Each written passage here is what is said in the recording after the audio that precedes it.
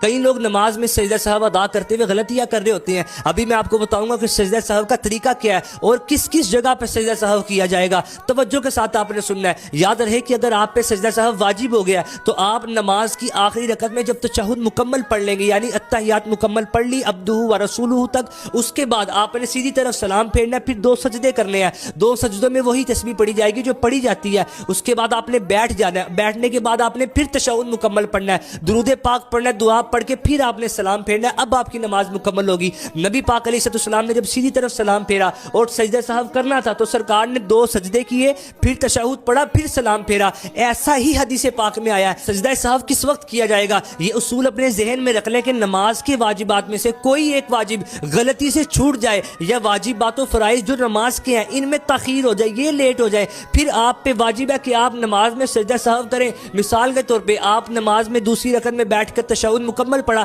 اب تیسری رکعت کے لیے کھڑا ہونا تھا لیکن آپ نے غلطی سے اللہم صلی علی محمد اتنا پڑھ لیا، آپ پر واجب ہے کہ آپ نماز کے آخر میں سجدہ سہو کریں گے۔ یا وتر کے اندر دعائے قنوت پڑھنا بھول گئے، رکوع میں چلے گئے، اب رکوع میں جا کر یاد آیا، واپس تو نہیں لوٹ سکتے، اس لیے اب نماز کے آخر میں سجدہ سہو کریں گے۔ اسی طرح نماز کی آخری رکعت آپ پڑھ رہے تھے، اتحیات پڑھ کے غلطی سے کھڑے ہو گئے، حالانکہ آپ نے سلام پھیرنا تھا، تو اب آپ بیٹھتے ہی دوبارہ سجدہ سہو کریں گے۔ یقین مانے اور بڑے ایسے مسائل ہیں جن میں سجدہ سہو کرنا ہوتا ہے لیکن تھوڑے سے وقت میں سبھی کو نہیں بیان کیا جا سکتا۔ وقتاً فوقتاً آپ تک ان مسائل کو پہنچایا جائے گا۔ جتنا بتایا گیا اس کو یاد کریں اور لوگوں میں شیئر کریں۔ اللہ پاک عمل کرنے کی توفیق عطا فرمائے۔ جگہ کے تاجدار